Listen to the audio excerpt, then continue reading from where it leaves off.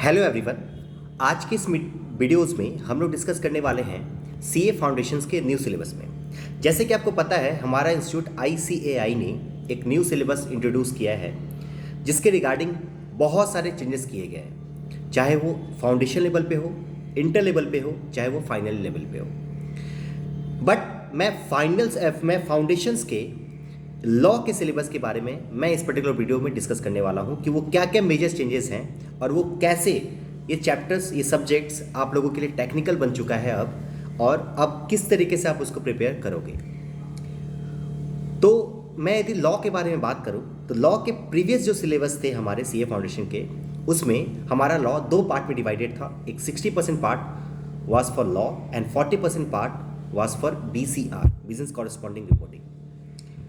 हुआ क्या करता था, पहले 60% 40% जो डिवाइडेड था, अभी जो है वो लॉ को पूरा 100% कर दिया गया है। मतलब BCR को हटा के अब पूरा का पूरा लॉ जो है वो आपको 100 मार्क्स का पढ़ना है। इस 100 मार्क्स के पढ़ने से आप लोगों का हुआ क्या है, आप लोगों का ये हुआ है कि अब जो सब्जेक्ट आप लोगों के लिए नॉर्मल था पहले, अब जो है वो सब्जेक्ट पूरा का पूरा टेक्निकल बन चुका है। मैं टेक्निकल किस कॉन्टेक्स्ट में बता रहा हूँ, इस चीज़ को समझना है बात। पहले बच्चे क्या कर रहे थे कि 10 से 12 मार्क्स का प्रोविज़न बना के रखे थे कि वो कहीं ना कहीं BCR से उठा लेते थे। लेटर राइटिंग था, बहुत सारा था जो मैं नहीं पढ़ा था, मेरे को नहीं पता उसका कुछ मेन सिलेबस। तो BCR का जो था वो सब चैप्टर्स को हम लोग क्या करते थे, स्टूडेंट लोग क्या करते थे, 10-12 मार्क्स वहाँ से रिजर्व करके रखते थे कि यहाँ से ये सब चैप्टर पढ़ूंगा, मेरा BCR से 12 नंबर तो आ जाएगा फिक्स, और बाद बाकी मार्क्स जो है वो लॉ के हिसाब से पढ़ते थे। बट अब BCR के हटने के बाद, अब लॉ पूरा का पूरा 100 मार्क्स के होने के बाद, अब आप लोगों का लॉ जो है टेक्निकल सब्जेक्ट बन चुका है और अब आपको लॉ में अच्छे तरीके से पढ़ना है। जैसे कि आपको पता है, मेरे क्लासेस में मैंने डे 1 से सभी स्टूडेंट्स को बोला है कि भाई अपने राइटिंग प्रैक्टिस के ऊपर ध्यान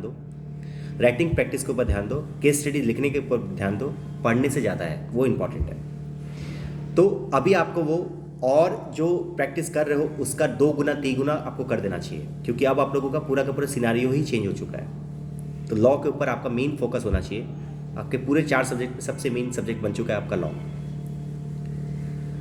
दूसरी बात, सर लॉ में के सिलेबस में क्या क्या चेंजेस आए हैं। लॉ के सिलेबस में चेंजेस सिर्फ एक ही आया है कि आपको पहले जो है 5 सब्जेक्ट हुआ करता था, कॉन्ट्रैक्ट एक्ट, सोगा sales of goods act, partnership act, LLP और अपना कंपनीज एक्ट। ये 5 चैप्टर हुआ करता था पहले के सिलेबस में, जो अब इसको चेंज करके ICAI ने 5 के जगह पे 6 सब्जेक्ट को डाल दिया गया है। एक सब्जेक्ट एक्स्ट्रा इसमें इंसर्ट किया गया है, उस चैप्टर का नाम है, सब्जेक्ट में बोल रहा हूँ, चैप्टर्स का नाम है, वो है negotiable instrument act. Negotiable instrument act अलग अलग यूनिवर्सिटीज़ अपने BCom के सिलेबस में रखती थी, बट ICAI ने अपने सिलेबस में डाल के CMA का फाउंडेशन के सिलेबस में ऑलरेडी पहले से नेगोशिएबल इंस्ट्रूमेंट एक्ट था।